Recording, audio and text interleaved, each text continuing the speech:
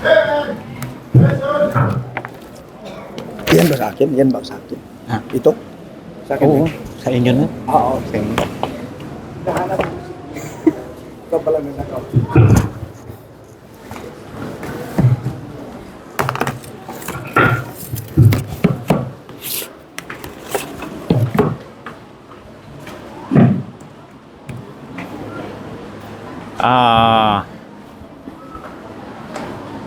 Yun.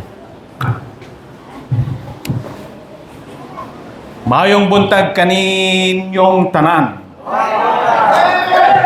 I'm going to use Bisaya. But only in greeting you. Amen. Huwag na tayong no much sa ado kasi time now is 11:12. So okay lang sa atin na dapat 12 tayo matapos or a little bit 12:15 pwede. Oh. Sobra! Sana matapos natin, okay? So, marriage and courtship, yan ang request ni Pastor Cesar na mapag-discussan natin ngayon. Pero ang dami ang marriage and courtship na yan, kaya inano ko na pinili ko ngayon yung how to find ayaw. Ayun. How to find a wife. How to find a wife? Tumayo tayong lahat. Buksan ninyo ang Bible natin sa Proverbs 18 and 22. Sapagkat ang basihan ng ating lahat ng ating gagawin sa buhay ay walang iba kundi ang salita ng Diyos. Ito pong libro ang ating basihan. Amen? Yung nakasulat sa libro hindi itong libro na ito kasi ito, mahuhulog ito, walang kaso. Pero nandyan na hindi mo binabasa, walang mangyayari sa buhay natin. So, Proverbs 18 and 22, nandyan naman sa pero mukhang maliit. Let's all read. Nandyan na kayo lahat. Amen? Okay. Handa, basa. Whoso findeth a wife, findeth good thing, and obtaineth favor of the Lord. Heavenly Father, tulungan niyo po kami just for 1 hour or so ay makita namin, lalo na yung mga kabataan dito, kung paano maghanap ng mapapangasawa, Panginoon. With your guidance, O Holy Spirit, give us utterance, Panginoon, na makuha namin ito at maintindihan namin. In Jesus' name we pray. Amen and amen. Pwede na kayong umupo. Ang pagpipili po ng mapapangasawa ay dapat good thing. Dapat good thing. If you find it a wife, it should be good thing. Pag hindi naging good thing yan, delikado kayo. Sapagkat one of the most important decision in our lives, aside from the decision na ikaw ay magtuo sa ginawa ni Kristo na namatay, na libing at nabuhay magmuli, nagtuo ka sa iyong kasing-kasing. Amen! Amen! Ginawa ko yun, kaya ako'y ligtas. And one of the decisions na aside from that na ginawa ninyo is the decision to find a wife. And it must be a good thing. Dapat good thing. Pag hindi good thing, naku, delikado kayo. Ngayon, paano yung good thing na yan? Paano yung good thing? Ang question, malaking question dyan, mga kapatid, ay how do I biblically? Dapat biblical. Hindi yung standard ng mundo. How do I find a biblically wife? How do I biblically find a husband?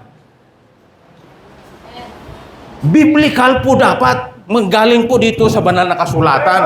Ang pagana. Hindi po yung worldly. Hindi po yung worldly na kagaya ng mga ito.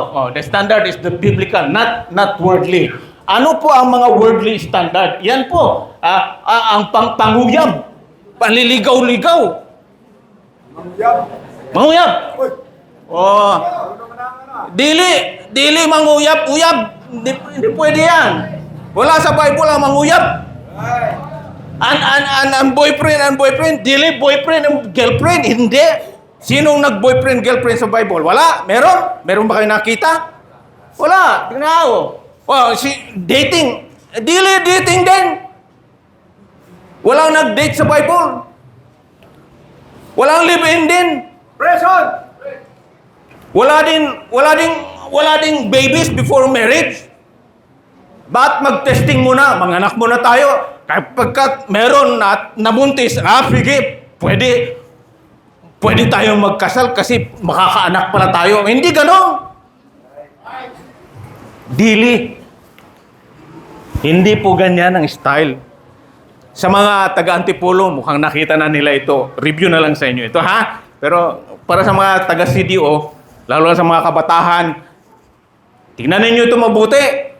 Hindi po ganyan. Sino mga estudyante dito? Mag-aaral kuno. Nandun sa hagdan. May libro.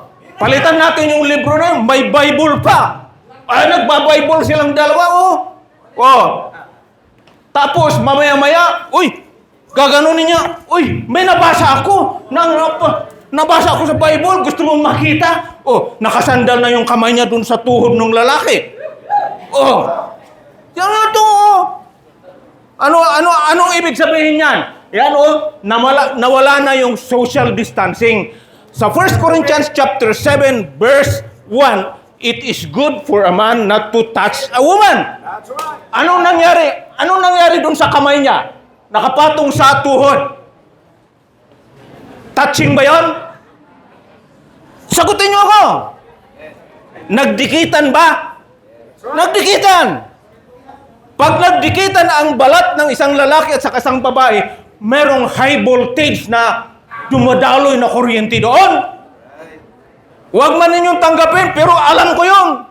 Kasi nangyari sa akin yan.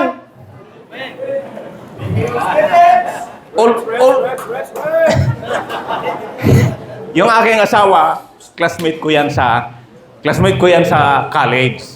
At parang ganyan din kami. Pero wag ninyong gagayahin kasi luma na yun eh. Hindi yun biblical eh. Biyaya na lang ng Panginoon na nagkatuluyan kami hanggang ngayon. Okay. Ano pang sunod? Sabi ng babae, may nabasa ako sa Bible. Ano yun? Hindi lang dikit sa tuhod ngayon. Lumapit na, lumapati, nakadikit na. Tingnan mo. Look at that.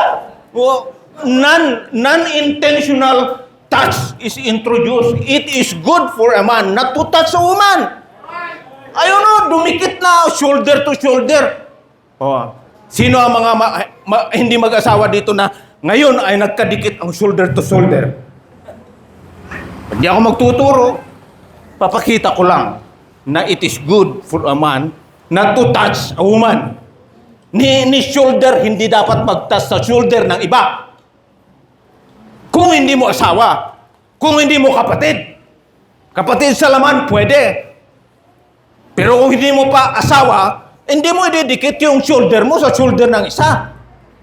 Sapagkat you are violating already 1 Corinthians chapter 1, verse 7, verse 1. Kahit na non-intentional. Ano pa ang sunod? Tingnan nyo, yung progression, kanina, dumikit kasi. Mayroong kuryente eh. So ano ngayon ang resulta? Nag-akbay na, intentional na touch na ngayon. Ano ngayon ang sunod? Bakit magsasalubong namin yung kanilang lips? Ayun Ganon ang standard ng mundo ngayon. Ganon. Sabi niya, kissing, petting, fornication will surely follow. Hindi pwede yan. Dili sa Bible yung kissing-kissing na hindi pa mag-asawa. Para sa mag-asawa po yung kissing na yan. Para sa mag-asawa po yung haplos-haplos sa shoulder, haplos-haplos sa baywang. Para sa mag-asawa yan. Pag hindi pa kayo mag-asawa, dili kayo maghaplos ng likod ng babae. Ayaw nyo? Bible yan po. Okay, so dito na tayo. if you find the right partner, you are complete. Good thing eh. Good thing. If you find the wrong partner, you are finished. Kapos ka na. Dapat good thing dapat ang mahanap mo. Kasi kung hindi good thing, tapos ka na. Oh, okay. Meron pong mga basihan natin sa biblical na basihan. Pwede kayong hindi mag-asawa. Ha? At pwede rin kayong mag-asawa. Nabanggit na ito kanina, so bibilisan lang natin. So, you have an option na hindi mag-asawa. Mayroon sa Bible po yan. Yan o. 1 Corinthians chapter 7, verse 8 and 9. Sabi sa 8 and 9, sabi ni Paul, you abide even as I. Ibig sa panahon na yan, walang asawa si Paul. Hindi natin alam, kayo na lang mag-research kung may asawa ba siya dati? O may asawa siya, hiniwalayan siya ng kanyang asawa dahil naligtas siya.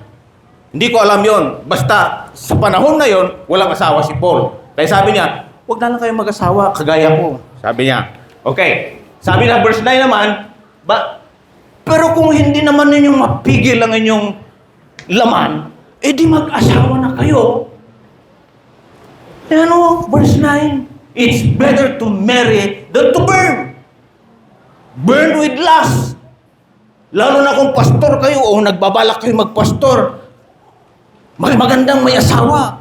Sapagkat marami mga membro na magaganda at uupo pa sa harap at maiksi pa yung kanyang damit.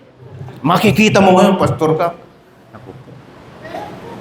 Imbis di titingin ka dyan, lalaging nakatingin ka na lang sa Bible. Kasi pag tumingin ka doon, ang nakikita mo yan. Huwag mong sabihin hindi mo ginagawa yun, pastor. Nasa laman pa rin tayo kahit na pastor ako, evangelist ako. Kung may sasakay sa akin na hindi babae na hindi ko asawa, tapos maggaganon pa sa harapan ko, you are in the flesh. Ikaw din ay anong term doon?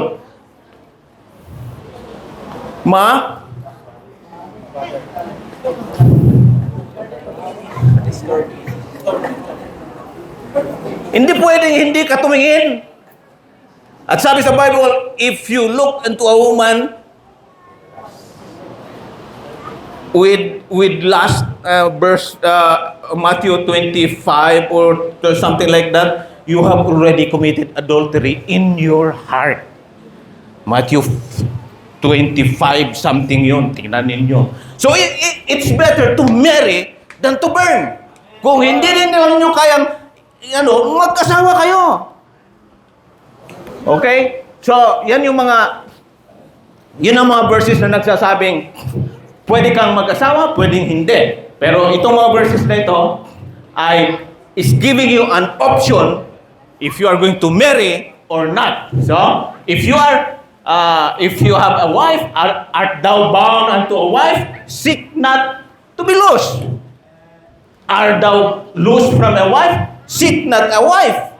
Ibig sabihin, mayroon ka talagang option na hindi mag-asawa or mag-asawa. And also, dyan sa baba na yan, sinasabi ni Paul and if thou marry, thou hast not sinned. Nabanggit yan kanina. Pag nag-asawa ka, hindi ka magkasala. Okay? Ito ang tanda natin, mga unmarried na mga men. Unmarried, ha? The unmarried careth for the things that belongs to the Lord, how he may please the Lord. Pagka wala ka pang asawa, wala kang gagawin kundi you please the Lord. Think of all the things na gawin mo para sa Panginoon. Ganon din po dyan sa mga babae. Sa mga babae. Huwag na lang muna yan. Kasi sa babae naman, if you are unmarried woman, young woman, she may be holy both in body and in careth for and incareth for the things of the Lord, the Spirit, but she that is married careth for the things of the world, how he may please the husband. Doon tayo dun sa may kulay orange lang. So, ibig sabihin, pag wala kang asawa, Panginoon ang titignan mo. Kung babae ka, Panginoon ang titignan mo. Lalaki ka, Panginoon ang ipiplease mo. Okay ba tayo doon? Bible ba yan? Okay, so, yun ang isang basihan ng pagpipili ng mapapangasawa. Okay? Nevertheless, kung nag-decide ka naman na mag-asawa, okay din lang yun. Okay din. Pero, sabi ni Paul, mas maganda na wag. Mayroong mga dahilan siya dyan. Kasi, ang tingin ni Paul ay malapit nang mag-rapture sa panahon na yan eh. Kaya ganyan siya magsalita. Pero ngayon, na hindi pa pala nag-rapture hanggang ngayon, ay di kunin natin yung practical na, pwede kang mag-asawa, pwedeng hindi. Decision mo yan. Okay? So that, yung sa verse 13, so then he that giveth her in marriage do it well, but he that giveth her not in marriage do it better. So may option talaga. Pero tatandaan mo na ang option ay dapat will of God ang piliin mo. Okay? So, another thing na i-consider mo ay pag nag-isip ka na, pag nag-asawa ka, na i-consider mo ay pag nag-asawa ka, dapat ay bilisan natin yung hindi naman nasabi na natin kasi yun, kaya pinilisan ko. Sa verse 7 ng 1 Corinthians 10 and 11, let not the wife depart from her husband. One of the reasons na i-consider mo bago ka magdesisyon na makapili ng sino ang maging wife mo, sino ang maging husband mo, dapat i-consider mo yan. Let not the wife depart from her husband. Sa mga lalaki naman, but and if she depart, let her remain unmarried or be reconciled to her husband, and let not the husband put away his wife. Amen? Dapat, anong tawag nito? Intindihin natin na ang Diyos ay ayaw niya ang nagdi-depart. God hates departing from your husband. God hates departing from your husband. You consider that before you make the decision.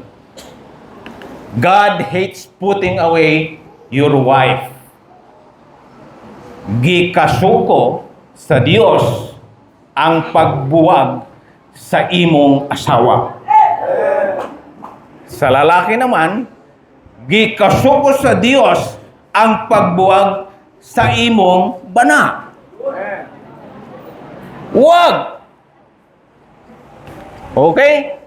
The Bible, ang Biblia po ay nagsasabi na when you are married, you are not to leave your wife or husband. Marriage is for a lifetime. Divorce or annulment is not an option. Sa Amerika, divorce. Sa Pilipinas, annulment. Hindi po option yun ng isang Kristiyano.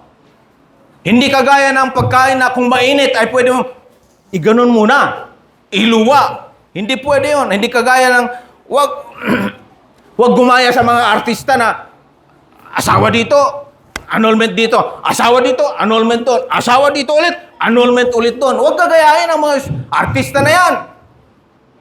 Hindi yun ang basihan natin. Amen? Basihan natin, wala nakasulatan. Hindi pwedeng asawa, divorce. If you are a believer, then you ought to follow the Bible because the Bible is the Word of God. Even if Congress, yung Kongreso natin ay ipapasa nila, pinagdidebatehan na yan na ang divorce daw ay magkakaroon ng divorce dito sa Pilipinas. Mabuti na lang merong Iglesia ni Cristo doon na nagsasabing, hindi pwede yan. Dili. Sino yon? Si Marcoleta. Pero Iglesia ni Cristo yon. Siya ang lumalaban na, wag! So pwede rin ipag-pray ninyo yun, na wag matuloy yun.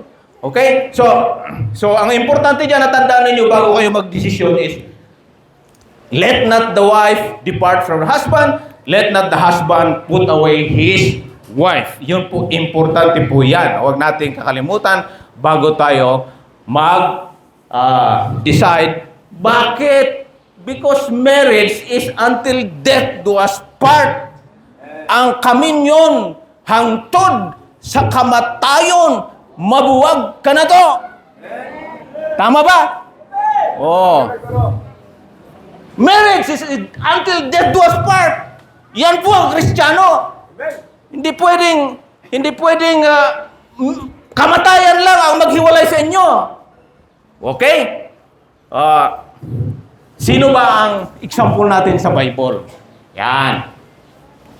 Adam and Eve, Isaac and Rebecca. Siguro yung dalawang yun ang kukunin natin na example.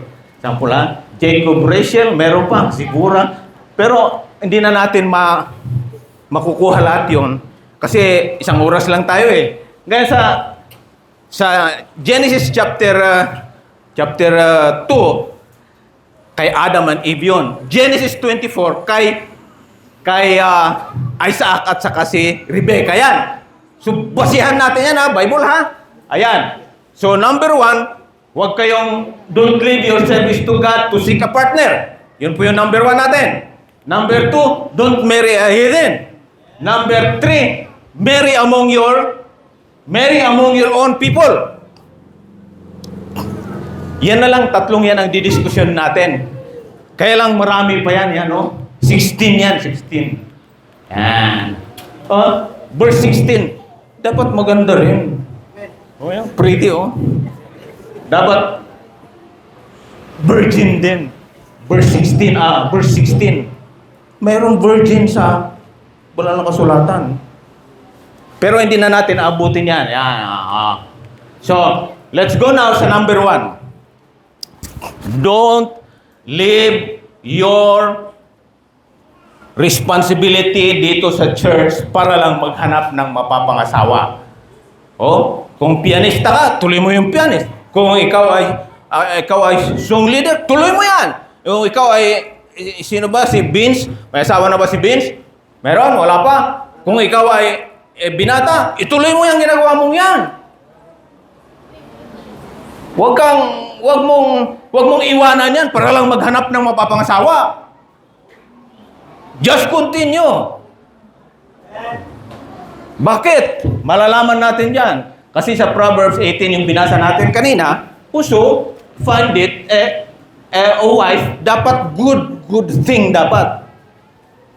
At you will be, you are obtaining or you obtain favor of the Lord kung tama yung pagpili mo. Pag mali, nako. So, ang titignan natin dyan kay Adam at saka kay Isaac, sino yung nag-decide? Who decided that you need to find a wife? Ikaw ba? Ikaw ba mag-decide? Who does the finding? Wait for God to decide when and who. Yung principle of waiting. 1 Corinthians chapter 7 verse 32 sa lalaki, 34 sa babae. Okay? Yan. What to do while waiting? Pleasing God. Sinabi ko na. Okay? So sabi natin, the phrase, whoso findeth a wife should not violate the principles laid down in the Bible. Ang alam kasi natin, pag sinabing find, ay pupunta ka dito at pupunta ka sa mga kadalagahan at maghanap ka dun. Yun ang ibig sabihin ng find sa atin dati. Ako, yun ang ibig kong sabihin. Mag-find ako, maghanap ako. Mga kalakalakihan naman, ang mga kababaihan naman, pupunta dito at magdadamit ng sexist para mapansin sila o kaya she will do something na para makita ng lalaki. Hindi po ganun ang finding sa Bible. Hindi po ganun. Ang definition po ng finding sa Bible ay, tinignan ko yung definition niya sa Bible, ang find means to come to. To meet, masalubong mo. Problema, sinong magpapasalubong? To discover by eye. Pag nakita mo, sinong magpapakita? Yun ang dapat makita natin. To gain first sight or to gain first knowledge of something that is lost. Yun po ang definition ng find. Ibig sabihin, hindi ka pupunta doon roaming around na naghahanap. Darating yun sa'yo. O, sino ang magpaparating? Yun ang ating alamin. Okay? Sino ang magpaparating? May mga prinsipyo dyan na, na makikita natin na sa Bible, sa Genesis ay ang Diyos ang magde-decide kung kailan ka pwede nang mag-asawa. Ito, alam na ng mga antipolo. Genesis 1:3-4, naggawa ang Diyos, and let there be light, at nakita niya, it was good. It was good, ha? Sa Genesis chapter 1, 9-10, hindi na natin basahin yung buong verse kasi mahaba. Ang nilagay ko na lang dyan, yung dulo. Lahat ng ginawa niya sa Genesis 1, 9-10, nakita niya, it was good. Nasa Bible niyo, sige, buksan ninyo para nakikita ninyo. Baka sabihin niyo, hindi ko mali yung nandyan. Genesis chapter 1, 11-12, ang sabi diyan sa verse 12 ay, and God saw that it was good. May ginawa siya diyan eh. May ginawa siya diyan na Genesis chapter 1:11-12, sabi, basahin ko lang ng and God said, let the earth bring forth grass, the herb yielding seed, and the fruit tree yielding fruit after his kind, and whose seed in itself upon the earth, and it was so. And the earth brought forth grass and herb yielding seed after his kind, and the tree yielding fruit, whose seed was in itself after this kind, and God saw that it was good. So mahaba kung babasahin natin lahat, di ba? So kayo na lang magbasa niyan, ilista ninyo yan, makita nyo na lahat ng mga ginawa niya ay good. Good. Oh, yan. Genesis 1:16-18, may ginawa siya diyan, tinignan niya, it is good. Genesis chapter 1 verse 21, meron siyang ginawa at tinignan niya, it was good. At Genesis 1:25, meron siyang ginawa, it was good nung nakita niya. And in Genesis 1:31, and behold, it was very good. Very good lahat yung ginawa niya. Pero merong isang ginawa niya na it's not good. Lahat good yan. Ano yung it's not good? Everything that here mo work in the sixth day. Genesis 2:18, sabi niya, and the Lord God said, it is not good. So, sino nag-decide na it is not good? Sino nag-decide na it is not good? Ang Diyos! Hindi ikaw ang mag-decide. It is not good that the man should be alone. Si ang Diyos, tinitignan niya yung ginawa niya na tao, si Adan. Pwede na ba ito na mag-asawa? Hindi pa ako gagawa ng iba kasi hindi pa siya pwede. Meron pa siyang tinitignan kay Adam. Kaya sabi niya, pero alam niya, sa mind ng Panginoon, it is not good na yung ginawa niyang Adan ay walang asawa. Okay? God ang nag-decide kung kailan. Correct?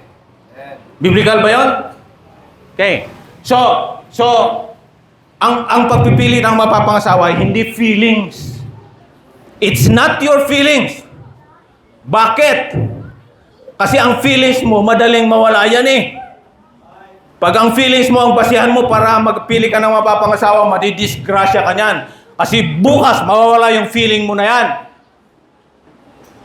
Dapat ang basihan mo ay hindi feelings, hindi emotions. Why? Because ang feelings and emotions ay something na fluctuating yan. Fluctuating. Different yan ngayon, different bukas. Hindi yung Hindi yung pagka na-feel mo na, uy, parang yan na. Hindi para yan yung time na binibigay ng Diyos na siya yun. Hindi porke may feeling ka. No. Emotions and feelings are just for a moment. When the feeling and emotions disappear, anong mangyayari? In fact, God commanded Christians na sa Colossians, yan, emotions and feelings are just for a moment. Commanded ang Christians sa Colossians 3:12, 1 Timothy 6:11, 1 Peter 3 and 4, kayo na lang ang magtingin yan, to be meek. Ano bang ibig sabihin ng meek? Meekness is submission to the divine will. Meekness is forbearance under provocation. Meekness is emotions and feelings under control. Ibig sabihin, kung nafe-feel mo na mukhang siya yung binibigay ng Panginoon, hindi yon. Tumabi lang siya dyan sa tabi mo, na-feel mo na parang mayroong yung mabango na amoy na tumabi sa akin na hindi yon. Kasi feeling lang yon, emotion lang yon. Dapat pag naramdaman mo yun, gamitin mo yung mga verses na yan na nakalagay dyan at basahin mo na, ay, dapat i-control ko itong feelings na ito. Hindi ito yung time na binibigay ng Diyos na yun na nga ang babae. Ganon din sa mga lalaki. Okay? So, dapat i-control nyo yan. And also, ito, i-qualify ko ito ha, kasi sa Antipolo, hindi ko nabanggit ito. Basta sinabi ko lang na, not your heart. Eh, anong gagamitin ko kung hindi yung puso ko? Dinagdagan ko dyan ng organ.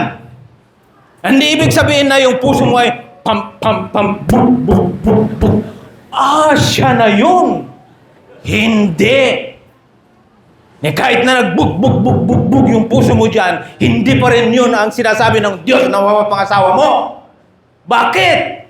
Sapagkat merong heart at merong biblical heart. Iba po yung gamitin mo yung biblical heart, hindi yung organ na ito. Ano ba yung organ na yan? Yung puso yan. Pag nagkabog-kabog yan, hindi pa rin yan. Hindi yan sinasabi ng Diyos na mapapangasawa mo. Dapat ang biblical heart, ngayon ko lang natutunan ito at isi-share ko sa inyo, ang biblical heart pala ay nag-iisip. Ay nag-i-imagine. Nag-i-imagine, Luke 1:51. Kayo na lang magbasa niya, ha? Nag-i-imagine pala yung puso. Nag-iintindi pala yung puso. Matthew 13:15. Ang puso pala, biblical heart pala, ay nagdi-desire. Matthew 13:15. At saka doon po sa Romans 10 something. Give me the desire, sa Psalms din. Give me the desire of your heart and I will. Basta ganun yun, nagdi-desire ang puso. At ang puso ay nag-aalam din, knowing. Ang puso ay broken heart din. Broken heart sa Panginoon yun, hindi yung broken na busted. Hindi yun. Nagre-reason din ang puso. Yan Luke 5:22. Ang puso, nagbibilib din. Kaya nga sabi sa puso, sa Romans chapter 10, sabi na, magtuo ka sa kasing-kasing. Yan ang ibig sabihin niya, believing is in the heart. Pwede ninyong i-discuss yan pagka salvation ang pinag-uusapan. Hindi yung puso na ito ang na organ. Ang puso na biblical ang gamitin. So, nagsisearch din ang puso. Nagkaroon ng wisdom. Madami pang verses diyan kung pag-aaralan yung mabuti yan ay madami pa yung ginagawa ng biblical na heart. Madami. Actually, ni-request ko si Pastor Josiah na pwede bang aralin mo yun? On his time na yun. Pag nakita ko na lang na present niya dito, hihingin ko yun. Marami. Do not use your heart para magpili ng iyong mga pangasawa. Use the biblical heart. Ang biblical heart ay nag-iisip. Itong babae ba ito ay marunong ng magluto? Ganyan ang ginagawa ng puso. O itong babae ba ito ay sasabihin niya sa akin, kung hindi ka marunong, kung makapili ka ng babaeng hindi marunong magluto, dapat aralin mo rin, dapat marunong ka rin kumain ng... Ha? Hilaw. Hilaw.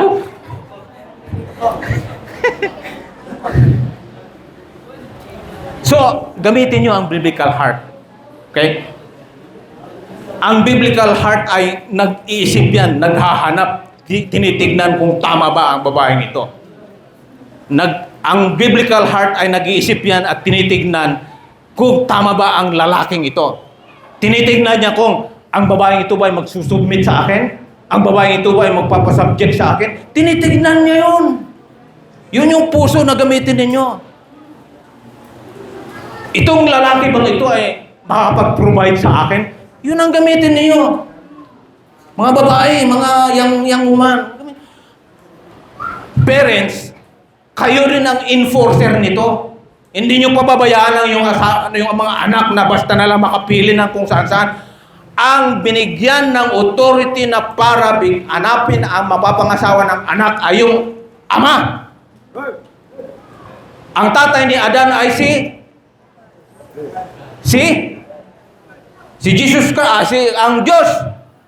Ang Diyos, siya ang nagbigay. Makita natin yan, mamaya, makita natin.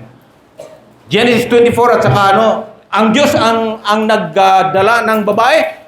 Sa Genesis 24, ang amang lalaki, ama ni Isaac, ang nag-utos na maghanap ka ng mapapangasawa ng aking anak. Sa madanan natin dito. Okay? So, it's not... Ang physical heart ay ganyan. Ang biblical heart ay connected sila, pero connected sila, but different. Magkaiba yan, ha? Ang physical heart ay yun yung nakikita ng mga doktor at ini-ECG ka, kinukonektahan ka dito. Yan. Yan, babasahin nila yung... ang biblical heart ay yung control center yun. Ang physical heart, magpapump lang yung blood yan. Mag-show ng electrical activity. Magbigay ng rhythm, rate, at saka damage. Response to stress, at saka fear, at saka joy. Magre-response yan. How is the response? Bug, bug, bug, bug, bug, bug, bug, bug, bug, bug, bug. Gagana. Depende yon sa ano. Ang biblical heart, nag-iisip yan. Thoughts. Yan. Will. Choices. Emotions. Desires. Yan yung biblical heart. Huwag nyo gamitin yung puso. Lalo na kung pusong hindi paligtas. So, not your feelings, not your heart. Use the biblical meaning of the heart. Ang pagpipili. Not incidents. Anong ibig sabihin ng incident? Kasi ang mga ibang mga kalalakihan, kung gusto nila makausap yung babae na maganda mag-iiwan sila ng cellphone dyan Iiwan nila yung cellphone dyan sa harapan ng babae na gusto niyang makausap. Tapos kunwari, hahanap-hanap siya dito. Tapos sasabihin ng babae, ano pong hinahanap nyo? Yung cellphone ko. Ito naiwan nyo dito. O, di nag-usap na sila. Yun ang style ng sanlibutan. Para lang magkausap. Incident, hindi pwedeng ganun. Hindi pwedeng ganun. Pagka ginawa yung ganun ang style na gamitin ninyo, nako, makapili ka ng hindi right. You will find a wife na hindi tama. Okay? Not traditions din. Huwag niyong gayahin yung mga Chinese na para lang hindi mawala yung kayamanan, siya ang mapapangasawa mo. Tradisyon yun. Huwag. Okay? So, how did Adam find his wife? How did Isaac find his wife? Bibilisan natin. Bibilisan natin kasi malapit na.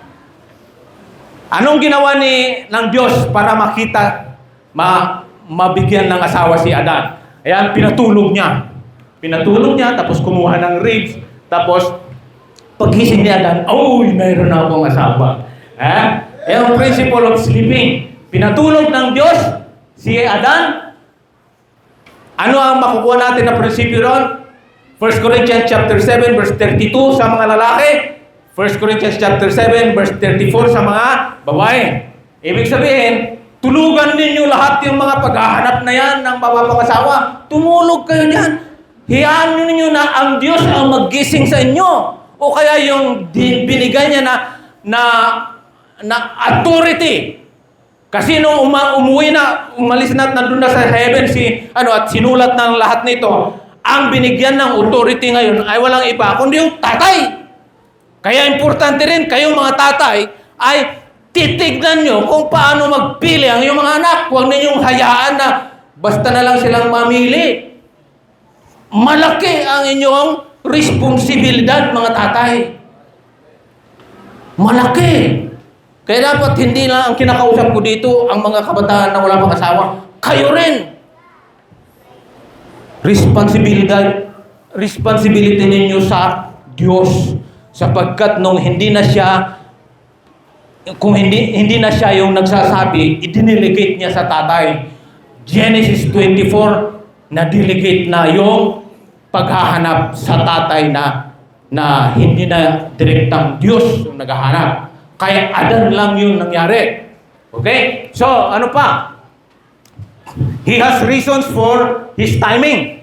Bakit may timing ang Diyos? Kasi tinitignan niya kung makakapag-provide ba si Adan? Marunong ba ito magtrabaho? Marunong magtrabaho ba ito? Marunong bang magbungkal ito ng lupa? Kasi binigyan siya ng paradise. At ang paradise na yan ay kailangan madress. Kailangan mag-cultivate. Ayan yung definition ng cultivate.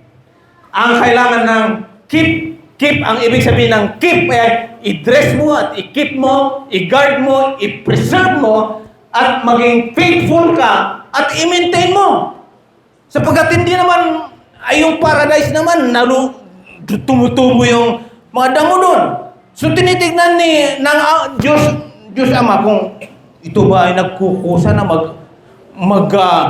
magtrabaho at alisin yung mga dapat alisin doon sa paradise. Tinitingnan ng Diyos yun. Kung hindi pa niya makita yun, hindi pa siya gagawa ng mamaya pa niya gawin. Pag nakita na niya,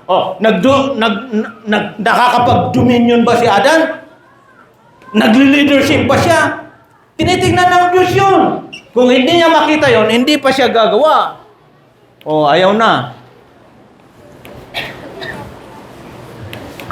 Yun. Man must do the following: put what he has been placed into his hand through finishing process, watch over it, guard it, protect it, and preserve its beauty. Iyon ang hinahanap ng Diyos kay Adan bago niya gagawa ng Eva. So, nung nakita na ng Diyos yun, anong ginawa niya?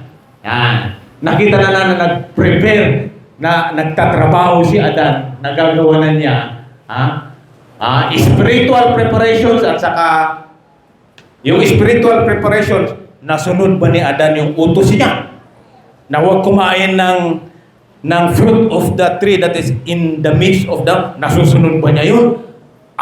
Nasusunod niya. Spiritual na preparation yun. Abay, nagbungkal din siya, nag-ayos siya. I will make na, siya na magde-decide. I will make, sino yung I? Diyos. Make help. Huwag niyo didiretso. Meet for him. Suitable for him. Okay? So Adam, yan yung mga His father is God himself, provided a wife when he decided to provide. Siya yung mag-iisip kung kailan niya sasabihin, pwede ka na, Adan. Pwede ka na magkaroon ng asawa. Siya mag-decide noon. So, Genesis 2:22, madaling tandaan, 2:22. Genesis 2:22. Ginawa niya si Eva, at anong ginawa? Dinala niya doon kay Adan. Sinong magdadala ng babae sa iyo, mga kalalakihan? Sinong magdadala ng babae sa inyo? God. Sinong gagamitin niya? Tatay. Kaya importante, tatay. Magtingin din kayo. Ibig sabihin, kung meron kayong anak na lalaki, nagmamasid-masid na kayo dyan at nagtitingin-tingin kayo, itong babae ba ito? Ay, pwede ito sa aking anak. Tinitignan ninyo yon. Hindi nyo pababayaan yung anak ninyo na siya lang ang mamili. Okay? Kapagkat ang Diyos ang nagdala ng babae sa kanya. Okay? Ano? And I will make this where, diyan sa Genesis 24, yan yung sinasabi ko na si Abraham na, hindi na Diyos. Si Abraham na nagdesisyon na, uy, pwede na itong si Isaac mag-asawa. Okay? So,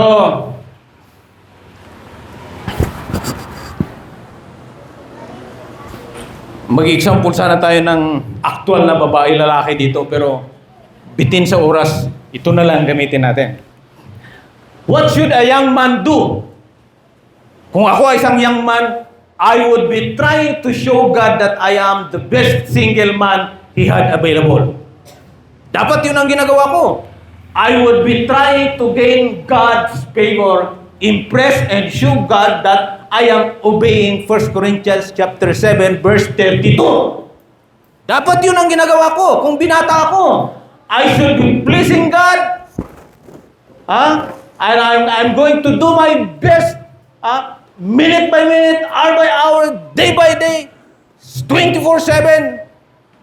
Piniplease ko ang Panginoon. Dapat yun ginagawa ko. Ang Diyos ang nililigawan ko. Hindi ako manguyab sa isang babae. Ganyan dapat ang gagawin ko. Bakit? I will be trying my best to be the best available, ready, responsible young man. Bakit? Sapagkat merong mananalangin na babae doon at, Panginoon, bigyan mo po ako ng isang lalaki na nagmamahal sa inyo. Pag nag-pray yung isang babae, maalala ng Diyos na, meron ako dito isang available, ready, responsible na young man. Maalala ng Diyos yun. At makikita din ng ama ng isang babae, makikita ng ama, mukhang okay yung lalaking yun. Ganun dapat. I am going to give my heart to God. Bigay ko na lang ang puso ko sa Diyos. Diyos na lang mag-decide. Ibigay ko ang puso ko sa aking tatay. Tatay ko na lang mag-decide. I'm going to trust Him because sabi sa Proverbs, trust in the Lord with all your heart and lean not unto your own understanding. Pag ginamit mo yung own understanding mo, makakapili ka ng babae na hindi tama sa iyo. So, dapat i-trust mo. Trust mo ang Panginoon. I-trust mo ang iyong authority. I-trust ninyo ang authority ninyo. Mga binata, mga dalaga. Okay? A man's heart must be so hidden in the heart.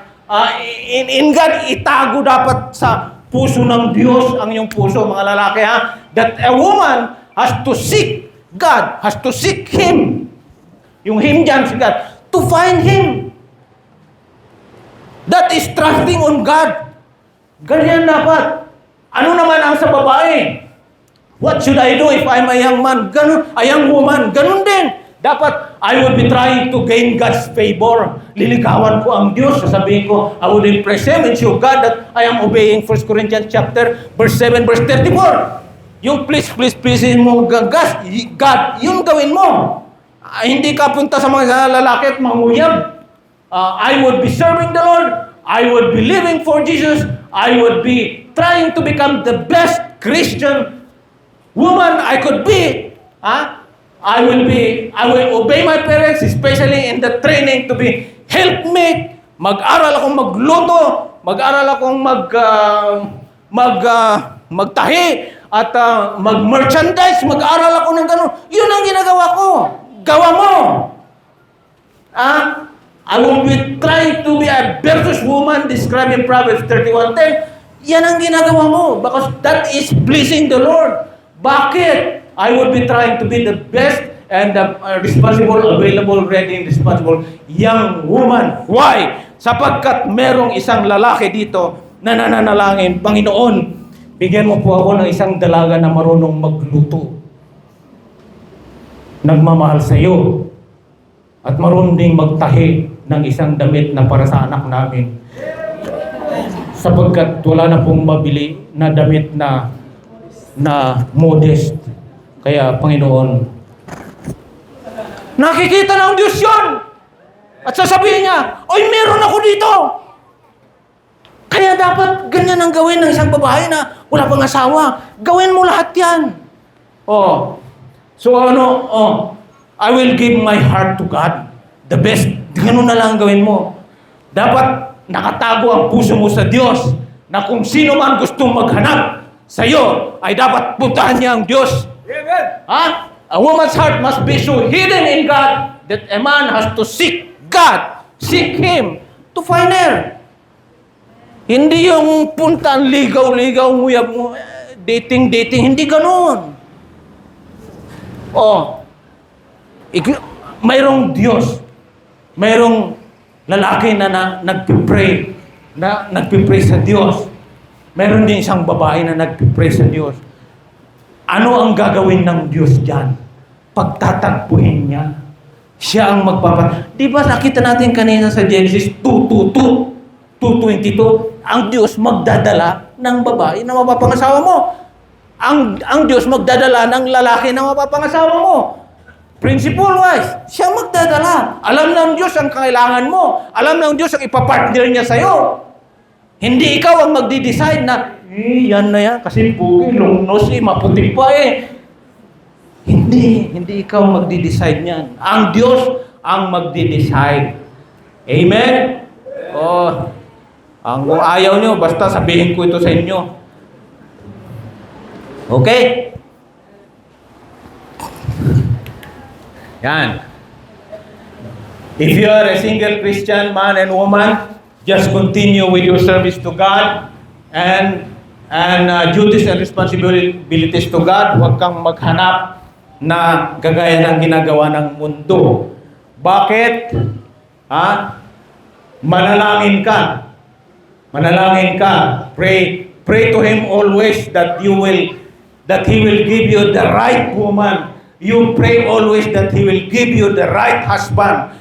Because if you are not going to pray, if you are not going to pray to God for the right woman, you will get a woman who is always right. Right. Kaya dapat mag-pray kayo lagi na makuha ninyo sana. Makuha ko yung, Panginoon, right now, husband ha. Panginoon, right now, woman ha. Kung hindi nyo gawin yan, magsising kayo. Sapagkat siya lagi ang tama. Hindi lang laging siya ang tama. Siya pa ang magiging speaker of the house. Mahirap yan. Buong buhay mo, siya ang speaker of the house. Huwag. Magpili kayo ng tama. Huwag niyong iwanan ang inyong ginagawa. Means, huwag mo iwanan yan para lang maghanap. Bibigyan ka ng mapapangasawa mo. Amen? Amen? Okay. So, Wag kang yan, no absolute treason. Ang authority ay transfer na sa tatay, ha? Genesis 24. Mapapractice yung coverture pagka yung tatay ang kasama yung nagpili. Okay? Number 2, kasi 10 minutes na lang yata.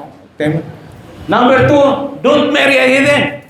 Huwag magpangasawa ng hindi ligtas.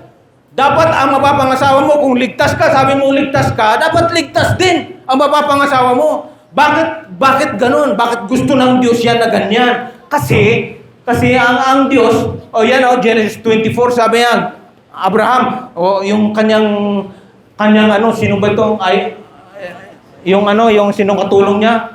Anong pangalan nung kasambahay sa bahay? Eleazar? Sabi niya, punta ka doon. Thou shalt not take a wife unto my son of the daughters of the Canaanites. Ang Canaanites po ay a picture of unbeliever. Ang puntahan mo,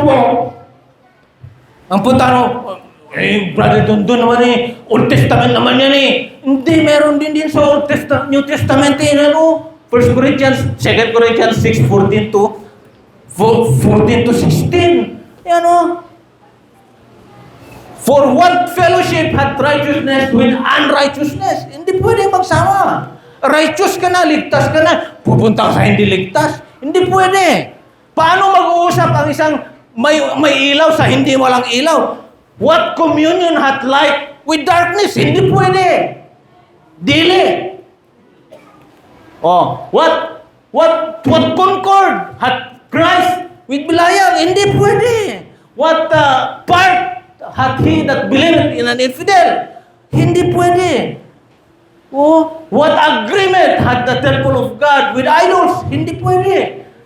For ye are the temple of the living God. You are the temple of the living God. Idadalhin mo yung temple of the living God sa hindi templo ng living God. Templo ng Diablo, dadalhin mo doon. Pag ginawa mo yan, di magbalay ang Diyos at saka yung...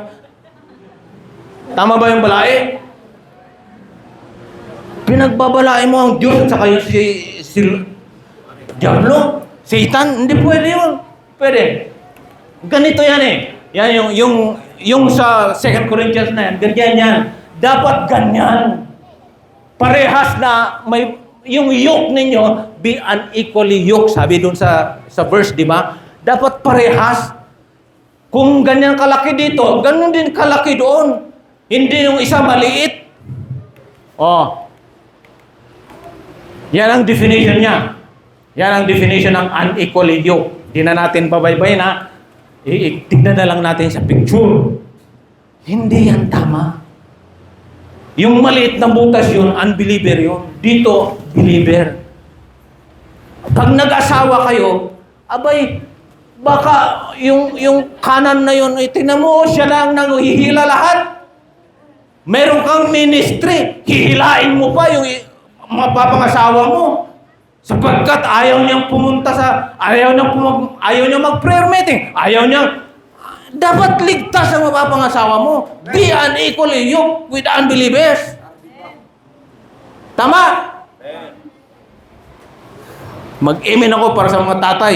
Mag-amen din ako para sa mga asawa. Kung ayaw niyo mag-amen, tandaan ninyo ito.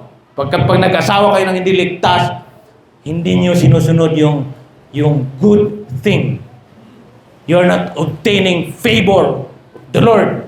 Proverbs 18:22, yung binasa natin kanina.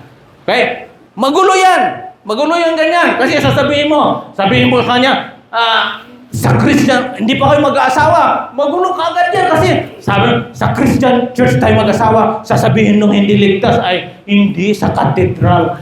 Si Pastor Cesar ang magkakasal sa atin. Hindi si Father Borgus na lang, si Zamora na lang, o kaya sino mang pare dyan, siya na lang magkasal sa atin. Sasabihin mong ipag-pray natin ang future natin, ha?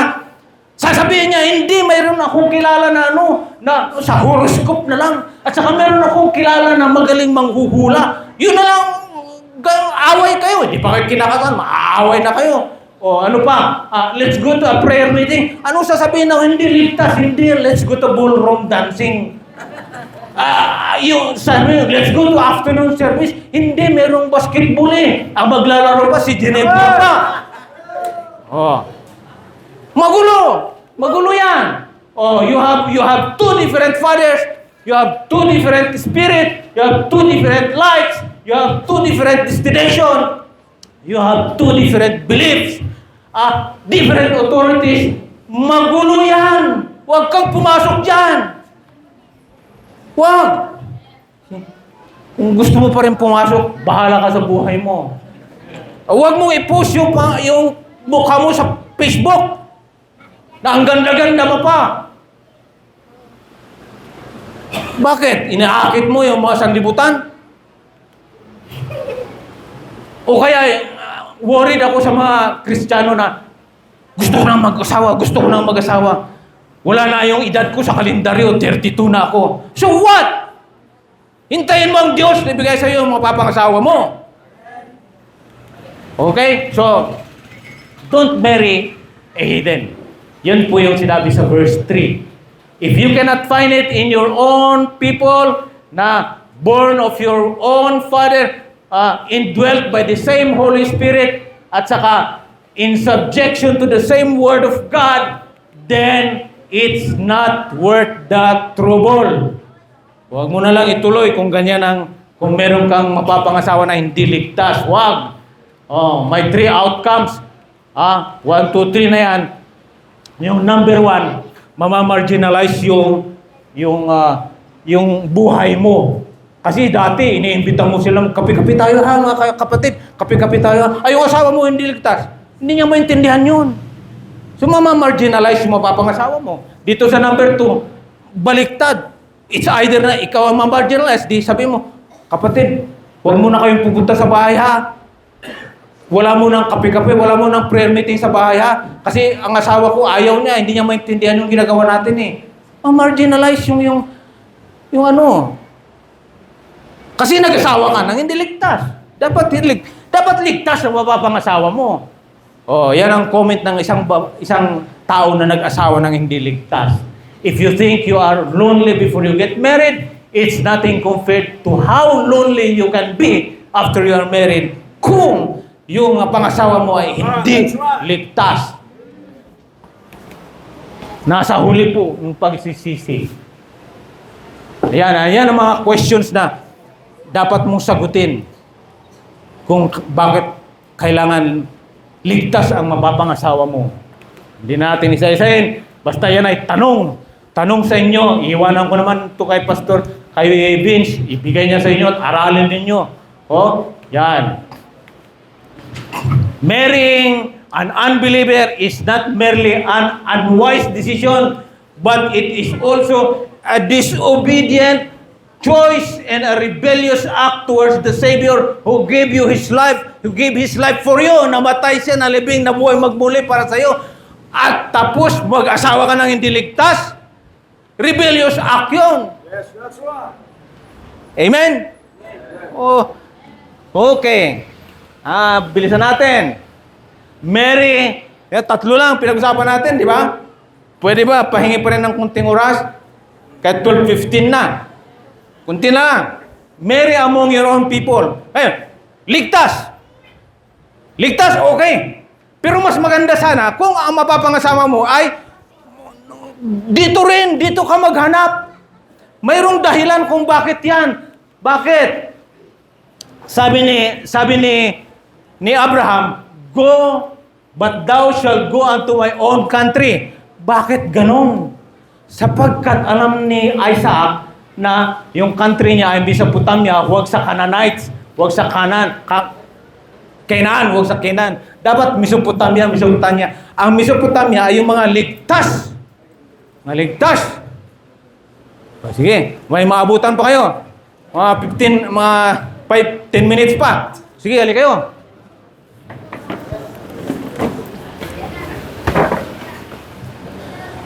Ang mapapangasawa natin dapat ay ligtas. Ang mapapangasawa natin dapat ay ligtas. At mas maganda pa, ang mapapangasawa natin ay kilala na natin. Kindred na natin. Yan o, kapatid, anak ng kapatid mo. Kung ligtas ang kapatid mo, kapatid sa laman, hindi pwede. Tapos na may rule dun tungkol sa kapatid mo sa pananampalataya. Amen? So yan ang wisdom ni Abraham dyan. Bakit niya sabihin, doon ka kumuha? Sapagkat alam ni Abraham na disentangled na sila and removed from the superstition and idolatry and influences of the devil, counsel and examples of the Canaanites. Yung kanilang ginagawa ay alam na ni Abraham yun, kaya sabi niya, doon ka kumuha sa kapatid ko. Kasi, wag na natin yung mga na yan. Kindred, yung kindred. Isipin yung kindred, dapat kapatid. Ang kindred, ang ibig sabihin ng kindred ay of similar nature or character. Parehas yung karakter ninyo. Parehas. And take a wife, okay? Uncle ni Rebecca noon pwede yun. Ngayon hindi na pwede. Okay? So, bakit kailangan ligtas? At bakit kailangan dito ka kumuha? Kasi the more things that you find that you are already in agreement, the farther down the road you are better before you start. Ibig sabihin, kilala mo na siya. Kilala mo na siya, hindi ka na mahihirapan. Kilala mo na siya, nakita mo na siya na nagwawalis dito, nakita mo na siya na sumusunod sa magulang, nakita mo na siya na hindi magalitin, nakita mo na siya na laging nakangiti, nakita mo na. Kaya, mas maganda na ganun.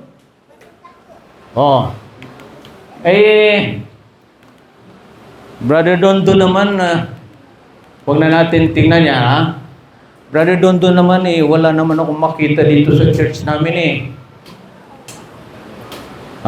Wala na akong makita sa church namin, Yung mga kababaihan, mukhang ang ginamit ko last time, mga taga Masbate. Mayroon bang taga Masbate dito? Walang masasaktan? Kasi may gumamit yan sa amin noon, Mga babae dun sa mga yung cabin crew natin ngayong araw na ito, mukhang taga Masbate lang sila. Ang ibig niyang sabihin, wala siyang nakikitang maganda. Ang mga lalaki naman mukhang taga Timbuktu. Ay, bakit ako maghahanap dito? Wala naman ako makita. O di sige, maghanap ka. Basta like faith, ha? Puntahan mo, ha? Huwag sa taga Victory. Kasi iba doon sa Victory. Iba ang ginagawa nila doon. Ayan, I want you to go to our own people. Bakit? Because he knows that the people are very similar to them.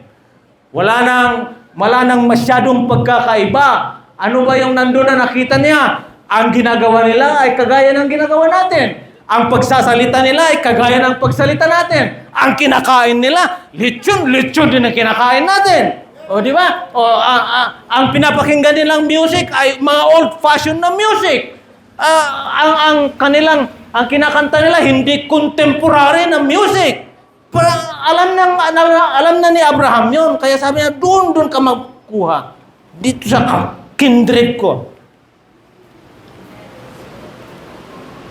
Kung hindi ka, yan pa, yung mga dagdag na alam niya na raise ka ng maayos, alam niya na doktrinado ka, alam niya na King James Bible ang ginagamit mo, alam niya na nira-rightly divide mo ang salita ng Diyos, alam na ni Abraham lahat yun. Ganun ba yun?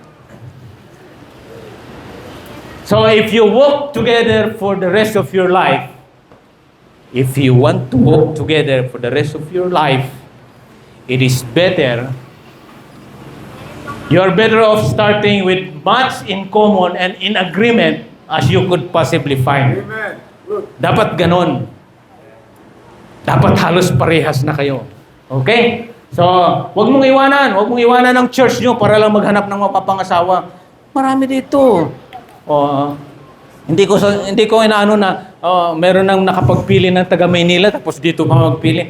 Ayos lang yung basta Church of Like Faith. Parehas yung Bible nila, parehas yung ano. So, sabi ko dito, pagka naghanap ka, pumunta ka sa Victory, yan ang ginagawa mo. You're forsaking, I will forsake all that I go out and find somebody who don't believe just like I believe, doesn't serve God like as I serve, doesn't have the Bible that I have, doesn't have the same conviction as I have, doesn't have the same Christian value that I have. Ano pa? Do you want to know what you have said? Iniwan mo. Ibig sabihin, I will sacrifice my relationship with God just to find a partner. Mali po yun. Dapat hindi mo i-sacrifice yung relationship mo sa Panginoon para lang maghanap ng mapapangasawa. That's a bad start. That's a bad start. Dapat hindi ganun. Abraham sa verse 4, I want you to get a bride from my son of our people, our homeland. The wisdom of Abraham is, ito, yung wisdom ni Abraham. The better the match before the march, the better the chances are that your marriage will work. Kasi pwede naman na nandun kayo sa bahay na isa kayo Pwede naman kayong ligtas Pwede naman sa unang 5 years na parehas ang ginagawa nyo nagtutulungan kayo After 5 years, nako, Yung isa nakatulog na dun sa sopa sa sala.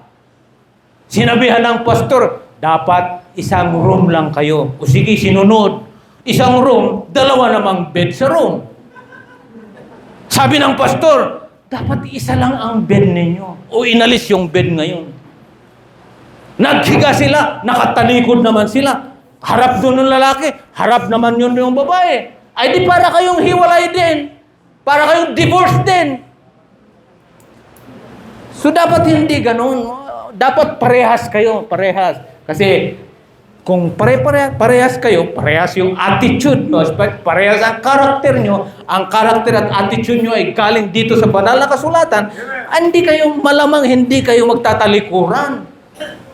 Mag-holding hands kayo hanggang sa tumanda kayo, mag-holding hands kayo. Huwag na niyo akong gayahin na matanda na kami ni Sister Nancy, nag-holding hands pa rin. Pero nagbago yung aking dahilan. Nag-hold ko ang kanyang hands para hindi siya magtuturo at magbibili ng kung ano-ano. Dapat hindi magbago ang iyong holding hands pa rin kayo. Sabi ng Diyos, dapat hindi kayo maghiwalay. Oh.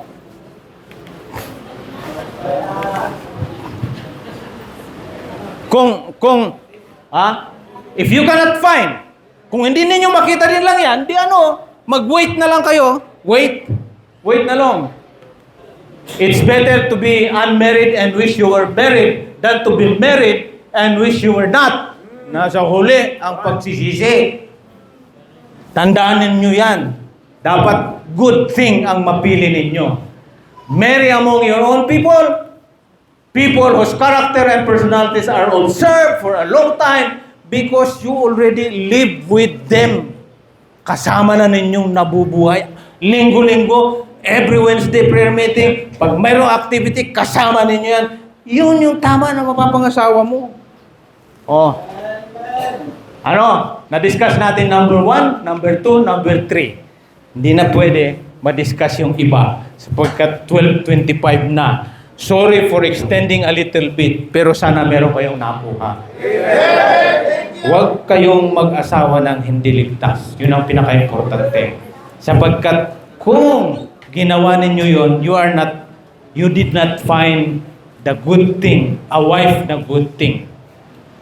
Dili. So, tapos natin dyan. Thank you for listening. And my prayer is for you, for a biblical husband and wife. Dapat tama yung simula. Sapagkat alam ng Diablo na ang building blocks ng simbahan ay family.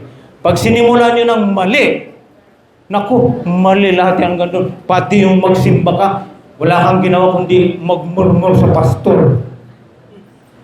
Kung mali. Amen? So dapat simulan ng tama. And fathers, you have a big responsibility on this matter. Kayo po ang binigyan ng responsibilidad. Until such time na sabihin mo, I am transferring my coverture to him. Kayo pa rin ang coverture. Responsibilidad ninyo yun. So, yan lang po mga kapatid. Mga kinagsuunan. Yun lang po. And let's pray. Heavenly Father, salamat po sa pagkataon na ma-share ito. Nawa po, Panginoon, prayer ko ay mag-asawa sila ng hindi, ng nangligtas, Panginoon, ng mga kabataan na nasa dito sa Cagayan de Oro, ligtas ang mapapangasawa. Panginoon, tulungan din po ninyo ang kanilang mga parents na i-guide sila sa tamang choice. In Jesus' name we pray. Amen and amen.